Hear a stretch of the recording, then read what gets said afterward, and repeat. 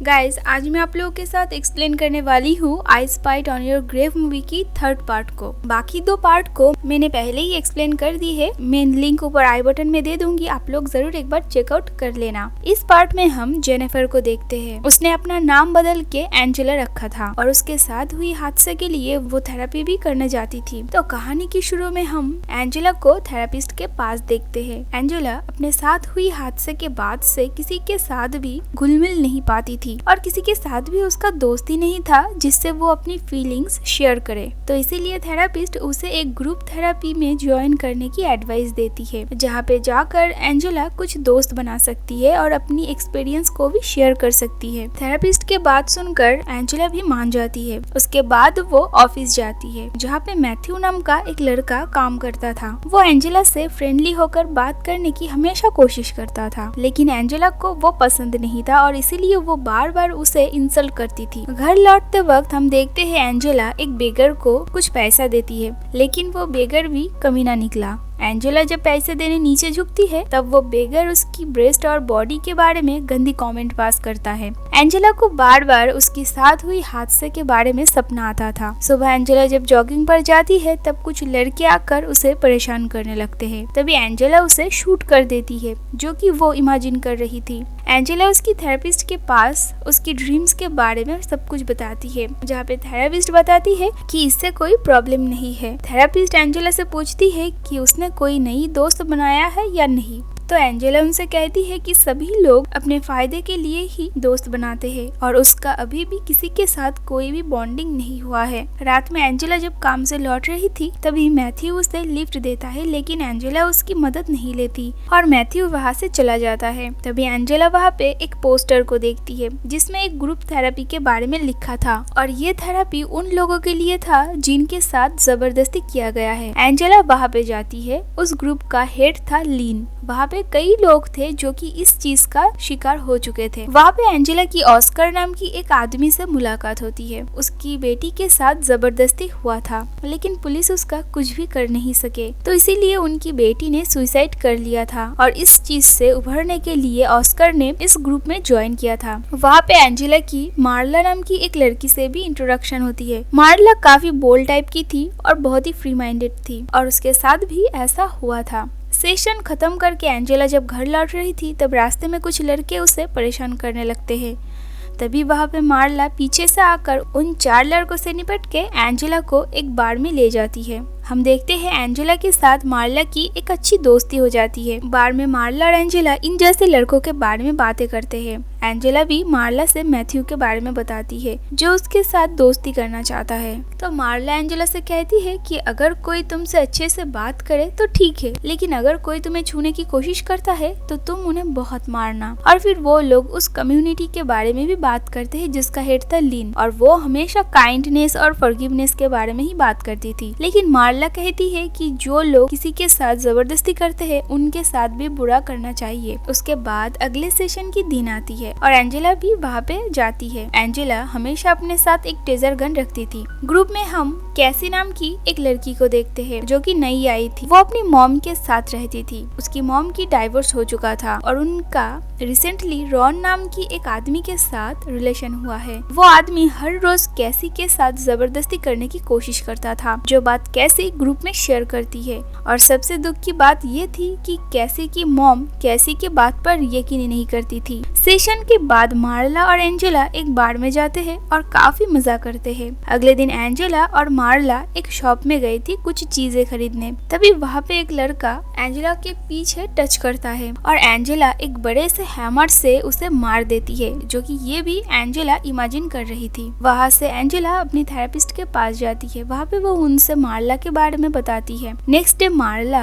और एंजेला जेसी के घर के बाहर थे और वो लोग वहाँ पे रॉन को देखते हैं और रॉन का पीछा करने लगते हैं। वो लोग रॉन को एक लेसन सिखाना चाहते थे, तो इसीलिए फेस में मास्क पहन के रॉन को धमकी देते हैं कि वो लोग उसके ऊपर नजर रख रहे हैं और अगर वो कुछ भी गलती करेगा तो वो लोग उसे मार देगा। और उसके बाद वो लोग रॉन को मार के वहाँ से चले जाते हैं। अगले दिन सेशन में कैसी बताती है कि रॉन ने अब उसे परेशान करना बंद कर दिया है, जो सुनकर एंजेला और मार्ला को बहुत खुशी होती है। सेशन खत्म होने के बाद मार्ला अपने एक्स बॉयफ्रेंड से मिलने जाती है क्योंकि उसके पास मार्ला की कुछ टेप्स थे जो उसे लाने थे। नेक्स्ट डे मैथ्यू एंजेला को कॉफी के लिए पूछती है, लेकिन एंजेला मना कर देती है क्योंकि उसे मार्ला के साथ जाना था। लेकिन इस बार एंजेला ने मैथ्यू से अच्छे से बात किया था। मार्ला से मिलने के बाद, उससे दोस्ती करने के बाद एंजेला धीरे धीरे फिर से पहले जैसे होने लगती है। ऐसा मानो वो अपनी पहली जिंदगी में वापस धीरे धीरे लौट रही थी। कैफे में एंजेला मार्ला के लिए बहुत टाइम तक वेट करती है, लेकिन मार्ला वहाँ पे नहीं आती। और फिर जब वो सेशन में जाती है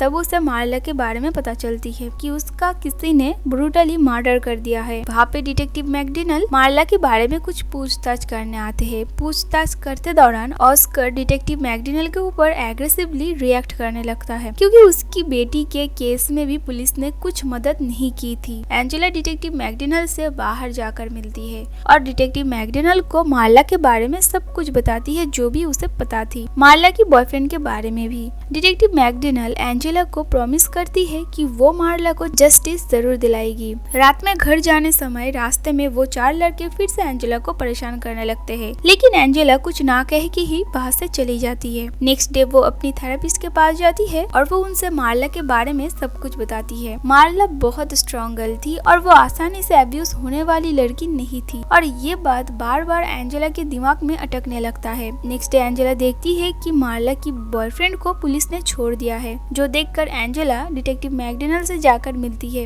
एंजेला काफी गुस्से में थी। पुलिस के पास मार्ला की बॉयफ्रेंड के खिलाफ एक भी स्ट्रॉन्ग एविडेंस नहीं थे, तो इसीलिए पुलिस को उसे छोड़ना ही पड़ा। उसके बाद एंजेला मार्ला की बदला लेने की सोचती है और फिर एक पब में जाकर उसकी बॉयफ्रेंड को डिस्ट्रैक्ट करके उसके पीछे लाती है। मार्ला की बॉयफ्रेंड जब एंजेला के साथ जबरदस्ती करने की कोशिश करता है तब एंजेला उसकी छोटे चेतन को काट देती है और उसका काफी ब्रूटली मर्डर कर देती है। ये सारी बात एंजेला अपने थेरेपिस्ट को बताती है। अगले दिन डिटेक्टिव मैकडोनाल्ड एंजेला से मार्ला की बॉयफ्रेंड के मर्डर के बारे में इन्वेस्टिगेशन करने एंजेला के ऑफिस जाते हैं और एंजेला भी काफी स्मार्टली खुद को डिफेंस करती है। उसके बाद जब एंजेला सेशन में जाती है तब हम केसी को रोते हुए देखते हैं क्योंकि रॉन फिर से उसके साथ जबरदस्ती करना शुरू कर दिया था, जो देखकर एंजेला रॉन को पनिश करने की सोचती है और रात में एक स्कूल गर्ल बन के रॉन से जाकर एक एड्रेस के बारे में पूछती है और रॉन को उसके साथ वहाँ तक चलने को भी कहती है। और उस एड्रेस पे जाकर एंजेला रॉन को एक रूम में लेकर बंद कर देती है। वो रॉन को अपने पास बुलाती है और उसे टेजर गन से शॉक देती है। एंजेला रॉन को बांध के रखता है और उसे भी एक बहुत ही दर्दनाक मौत देती है,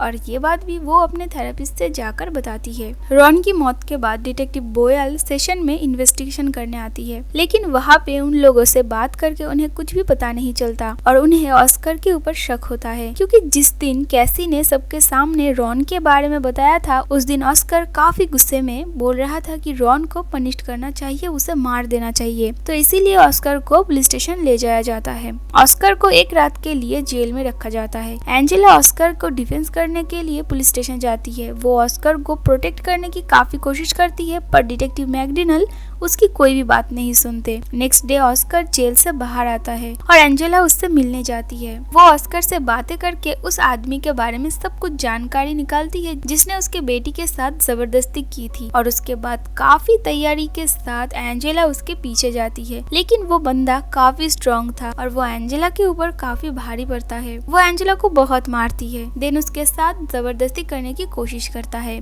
तभी डिटेक्टिव मैकडोनाल्ड वहाँ पे आकर उस लड़के को शूट करके उसे मार देता है और एंजेला को वहाँ से हॉस्पिटल ले जाया जाता है। उसके बाद एंजेला को इन्वेस्टिगेशन के लिए पुलिस स्टेशन लाया जाता है। वहाँ पे डिटेक्टिव वोयल उससे काफी सारे सवाल पूछती है और एंजेला भी काफी स्मार्टली आंसर देती है। डिटेक्टिव वोयल ने एंजेला की लॉकेट की इन्वेस्टिगेशन करके उसके साथ हुई हादसा और उन 5 की यानी जॉनी, मैथ्यू, शेरिफ, स्टैनली और एंडी के मर्डर और उसकी असली नाम को भी पता कर लेती है। और एट लास्ट पुलिस एंजेला यानी जेनिफर को गिरफ्तार कर लेते हैं। भी वहाँ पे ऑस्कर आता है और उसने अपने हाथों के नसों को काट लिया था। एंजेला को बेल मिलती है और वो अपने घर जाती है। वहाँ से वो छुप के बाहर जाती है और उस लड़के को मारने की कोशिश करती है जो हमेशा एंजेला को परेशान किया करता था। और तभी वहाँ पे डिटेक्टिव मैकडोनाल्ड आते हैं और एंजेला को वहाँ से ले जाते हैं। मूवी के एंडिंग में हम देखते हैं एंजेला जेल में है और वो जेल में भी थेरेपीज लेती है। थेरेपिस्ट के रूम से बाहर निकलते ही 2 लड़की उसके ऊपर चाकू से हमला करती है, लेकिन जेनिफर उन्हें चाकू से स्टैब करके मार देती है। और जब वो थेरेपिस्ट उसे रोकने आती है तब जेनिफर उनके गले में भी चाकू स्टैब करके उन्हें भी मार देती है। जेनिफर को देख के ऐसा लग रहा था जैसा मानो उसे मर्डर करने में मजा आ रहा था और अब से वो उन सभी लोगों को पनिश करने वाली थी जिन्होंने भी किसी के साथ जबरदस्ती करने की कोशिश की थी।